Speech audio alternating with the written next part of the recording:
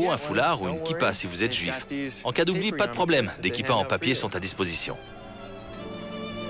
Des quatre coins du monde, les juifs viennent ici pour pleurer les défunts, prier ou célébrer leur foi. C'est le moment de sortir le petit papier où l'on a écrit ses vœux.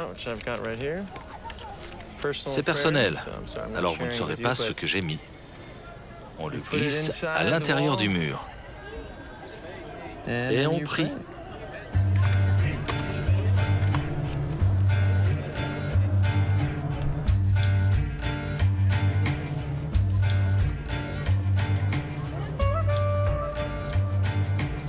Le mur des Lamentations est l'endroit idéal pour découvrir l'extraordinaire diversité de la culture juive. Moïse Kapinski habite ici depuis plus de 10 ans. Il va m'aider à décrypter les étonnants codes vestimentaires qui m'entourent. Tout le monde est juif ici, pourtant les gens ont tous des vêtements différents. Qu'est-ce que ça signifie? Tous ces gens viennent de différents coins du monde. Ils s'habillent donc comme dans leur pays. L'habillement est comme un langage. Chaque vêtement, qui peut te paraître banal, est une forme d'expression. J'exprime quelque chose en fonction de ce que je porte. Eh bien, parlons de ce que portent ces hommes-là, ces longues rouflaquettes. Comment? Des péotes. Des péotes? En hébreu, on appelle ça péot. La Bible préconise de ne couper que les cheveux sur le sommet de la tête, vieille coutume païenne. Du coup, certains juifs ont décidé de ne pas couper le moindre cheveu sur leur tempe et de les laisser pousser en signe d'amour, et pas parce qu'ils y étaient obligés. C'est devenu une affirmation. D'accord. Et pourquoi portent-ils des manteaux noirs sous ce soleil? On peut diviser en deux catégories ceux qui s'habillent en noir. La première se consacre plus au culte, à la prière, à la spiritualité. Ils portent généralement un chapeau arrondi. Et l'autre catégorie est plus studieuse. Elle se focalise plus sur la parole de Dieu, la révélation. Ils portent des chapeaux classiques et des costumes plus courts. Ils ont une kippa sous leur chapeau? Oui. Oui, ce qui est amusant concernant la kippa, c'est qu'elle n'est pas imposée par la Bible. Elle rappelle simplement que dans le temple, le prêtre couvrait sa tête durant le culte, et le prophète également. En signe de respect. Et de reconnaissance qu'il y a quelqu'un au-dessus de nous. 3 siècles et demi après la destruction du temple, un homme, Rabbi Huna, a annoncé à ses élèves « Je n'enlèverai plus ma kippa parce que le culte dure toute la vie ». Ses élèves ont trouvé ça très bien. Et au bout d'une semaine, ils ont tous fait la même chose. En l'espace d'un an, tous les juifs du monde entier se sont mis à la porter. La coutume est par la suite devenue une loi. Est-ce que les femmes sont tenues de se couvrir intégralement? Non. Pour les Juifs, l'intimité entre un mari et son épouse est une chose privée qui n'a pas à être exhibée. Nous considérons la chevelure comme un des éléments de la beauté féminine. Certaines femmes vont chez le coiffeur et se couvrent la tête parce qu'elles se font coiffer seulement pour leur mari. J'ai aussi vu des femmes avec des perruques. C'est très difficile pour certaines femmes. Pour ne pas que certaines d'entre elles se sentent aigries ou emprisonnées, le rabbin leur permet de porter une perruque si elles le désirent. Ainsi, on sait qu'elles sont mariées. Donc, un homme célibataire qui voit une femme avec une perruque sait qu'elle est mariée.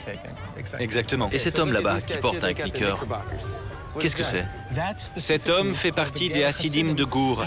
Il ne porte pas de knicker, mais un pantalon normal qu'il rentre dans ses chaussettes. Il vient de Pologne. C'est le plus grand groupe hassidique de Pologne qui ait réussi à échapper à l'Holocauste. Celui-là ressemble à certains de mes voisins à Los Angeles. Le port du chapeau de fourrure provient d'une coutume d'Europe de l'Est. C'est devenu un signe de royauté.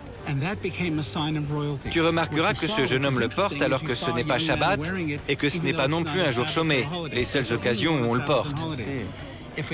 Lorsqu'un jeune homme se marie, lui et son épouse sont roi et reine pendant 1 an. Il s'est donc marié cette année. Absolument. Il doit énormément transpirer. Je crois que oui. Ça fait partie du jeu. Un jour, j'ai demandé à mon oncle comment il arrivait à porter un chapeau comme ça. Il m'a répondu « Je me douche, c'est le secret ».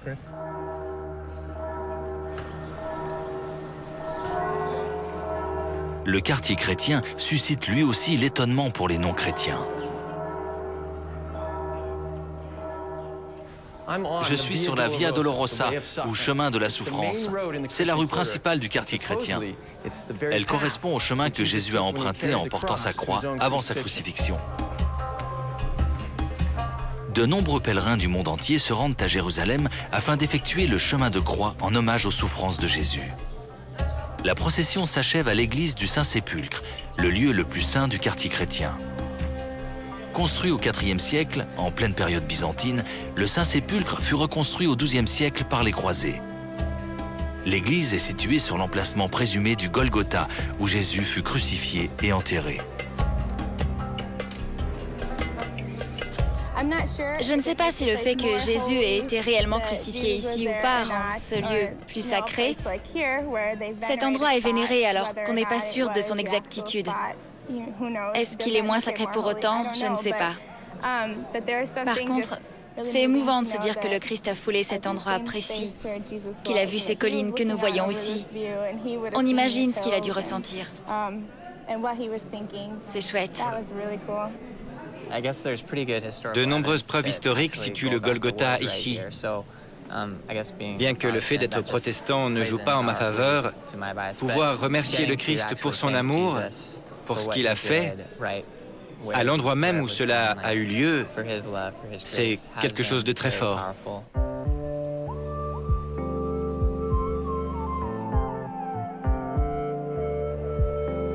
Si vous désirez admirer Jérusalem sous un autre angle, promenez-vous sur les remparts de la vieille ville. Les murailles entourent le centre de Jérusalem et comptent 7 portes. Chaque pierre est chargée d'histoire.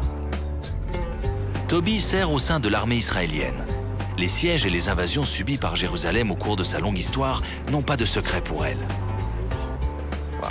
La vue est magnifique d'ici. Oui, vraiment. Ce mur semble exister depuis une éternité. En fait, il a été construit au XVIe siècle par l'Empire ottoman, un empire turc et musulman dont la présence a perduré jusqu'à l'arrivée des Britanniques en 1917. D'autres puissances ont également occupé la ville. Il n'y a qu'à regarder les mosquées, les églises, les synagogues. Oui, il y a plusieurs influences. Oui, chaque empire a construit ses remparts. Chacun voulait laisser son empreinte. Chaque envahisseur devait remplacer les murailles que ses prédécesseurs avaient détruites. Si les murailles font plus que l'orage, la visite de la porte de Damas permet de découvrir des vestiges d'une période encore plus ancienne. En descendant, on découvre les modifications de la muraille. On voyage dans le temps. Oui, on remonte 1400 ans en arrière. On passe du XVIe siècle à la période romaine du IIe siècle. C'est romain? Oui. Ça date environ du 1er siècle après Jésus-Christ. C'était une salle de garde romaine. Et que gardaient-ils? Oui, dis-moi. Je vais te montrer. La porte de Damas a été construite à l'époque ottomane, au-dessus d'une porte romaine. La porte romaine était composée de 3 entrées, une grande entourée de 2 autres. Ça, c'est l'entrée orientale.